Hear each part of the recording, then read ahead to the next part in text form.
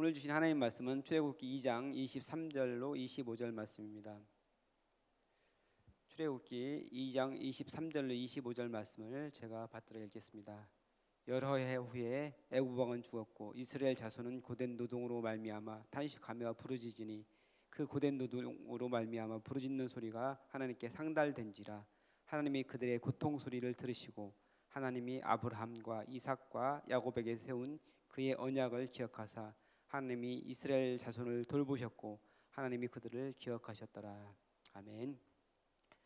이스라엘 백성이 애굽에 거주한 지 400년이 지났습니다. 창세기 47장에 나오는 애굽 왕 바로는 이스라엘 백성에게 호의적으로 대했습니다. 바로 요셉 때문이었습니다.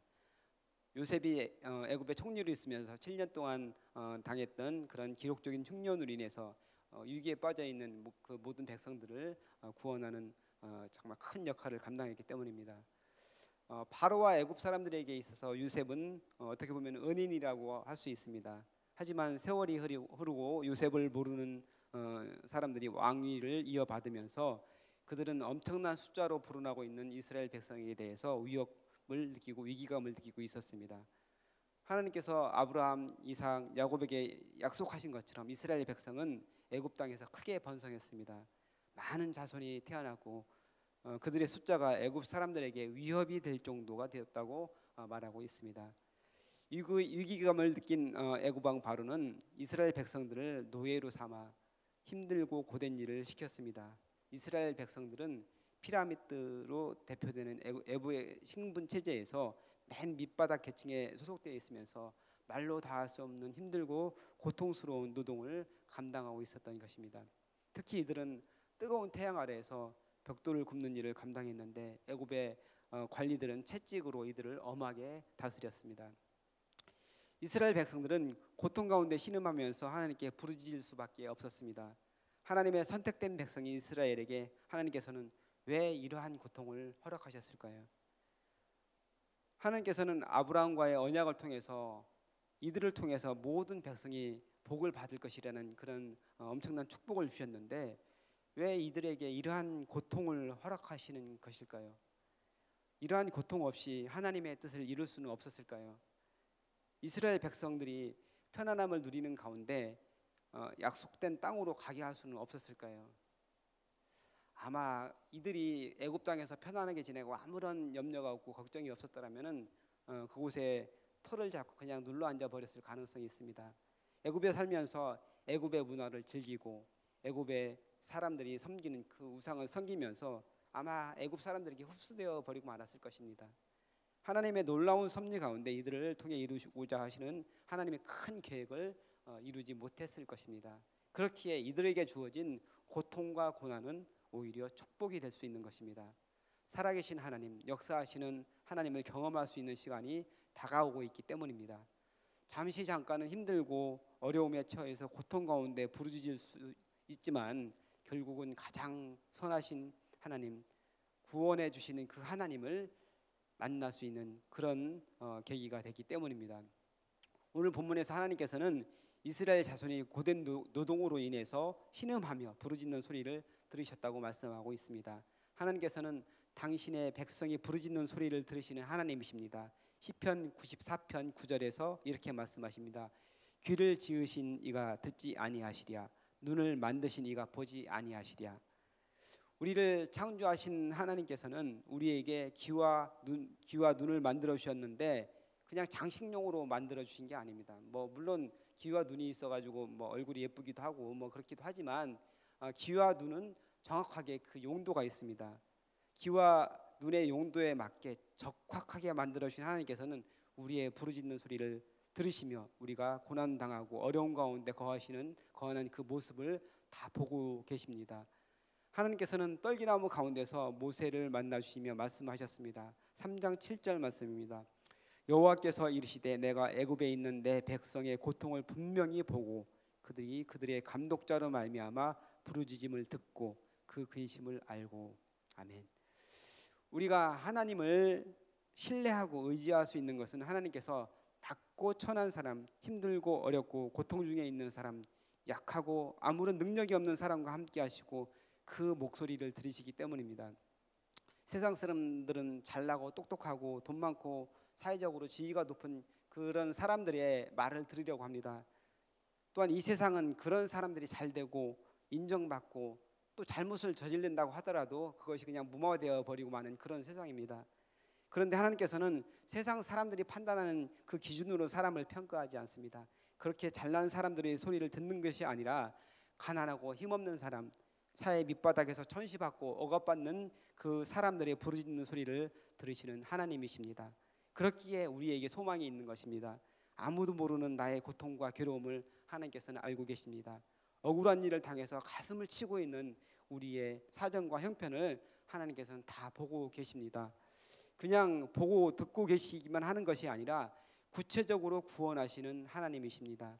오늘 이스라엘 백성의 신음소리를 들으시고 그들의 고통을 보신 하나님께서는 그들을 구원하시기 위해 모세를 부르십니다. 그리고 바로에게 보내서 10가지 이적을 통해서 이스라엘 백성이 고통에서 해방될 수 있도록 하셨습니다. 우리가 고통 가운데 부르짖을 때 역사하시는 하나님, 우리를 구원하시는 하나님을 만날 수 있습니다. 이스라엘의 부르짖음을 들으신 하나님은 오늘 나의 부르짖는 소리를 듣고 계신 하나님이심을 믿으시기 바랍니다. 그 하나님께 부르짖는 기도를 통해 나아갈 때 크고 놀라운 하나님의 응답을 경험하게 될 줄 믿습니다. 또한 하나님께서는 언약을 기억하시는 하나님이십니다. 오늘 24절 말씀입니다. 하나님이 그들의 고통 소리를 들으시고 하나님이 아브라함과 이삭과 야곱에게 세운 그의 언약을 기억하사. 아멘. 이스라엘 백성이 애굽으로 오게 된 것은 하나님의 섭리와 계획 가운데 있었던 일입니다. 400년이 넘는 시간을 애굽에 있으면서 이스라엘 자손은 약속하신 대로 생육하고 번성하여서 큰 민족이 되었습니다. 하지만 하나님께서 아브라함에게 말씀하신 대로 애굽 사람들에게 고난도 당하고 있었습니다. 그러니까 이 모든 것이 하나님의 프로그램 가운데 있었던 일이라는 것입니다. 이스라엘 백성이 고난을 겪을 때 하나님께서는 아브라함, 이삭, 야곱과 언약하신 것, 곧 약속의 땅에 다시 이르게 하리라는 말씀을 기억하셨습니다. 하나님께서 믿음의 조상들에게 주신 약속은 하늘의 별과 같이 바닷가의 모래알과 같이 그 자손들이 많아질 것이라는 것을 말씀하셨습니다. 그리고 거기에 더불어서 땅을 주시리라는 그런 약속을 하셨습니다. 애굽 땅은 아무리 좋다고 하더라도 그들이 영원히 거주할 땅은 아니었습니다. 이스라엘에게 약속한 땅은 바로 가나안 땅이었습니다. 이제 하나님께서 약속하신 때가 무르익어서 이스라엘 백성이 애굽에서 나와 가나안 땅으로 들어갈 때가 된 것입니다. 하나님께서는 말씀하신 바를 반드시 이루시는 분이십니다. 민수기 23장 19절 말씀입니다. 하나님은 사람이 아니시니 거짓말을 하지 않으시고 인생이 아니시니 후회가 없으시도다. 어찌 그 말씀하신 바를 행하지 않으시며 하신 말씀을 실행하지 않으시랴. 아멘. 하나님께서는 말씀하신 바를 반드시 이루시며 약속하신 말씀을 신실하게 지키시는 하나님이십니다. 그렇기 때문에 우리는 기도할 때 말씀에 의지하여 기도해야 합니다. 하나님의 약속의 말씀을 붙잡고 기도할 때 역사하는 능력이 나타남을 믿으시기 바랍니다. 그렇기 때문에 우리는 하나님의 말씀을 많이 알아야 됩니다.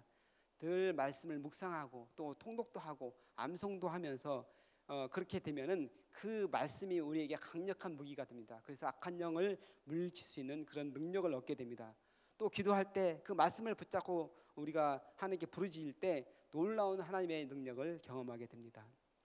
이스라엘 백성이 고통 가운데 부르짖는 소리를 들으신 하나님께서는 그들이 당하는 압제와 억울한 일을 다 보셨습니다. 그리고 오늘 25절 말씀에서 하신 것처럼 그냥 보고 듣고만 계신 것이 아니라 그들을 돌보시고 그 모든 것을 기억하셨다고 말씀하고 계십니다. 오늘도 살아계셔서 역사하시는 하나님께서 우리가 당하고 있는 어려움과 또 억울한 일, 이 모든 것들을 다 보고 계시고 또 부르짖는 기도를 들으시는 그 하나님이십니다. 중요한 것은 우리가 기도하고 또 주님께 부르짖으면서 낙심하지 말아야 된다는 것입니다. 하나님을 끝까지 바라보고 인내하며 기다려야 한다는 것입니다.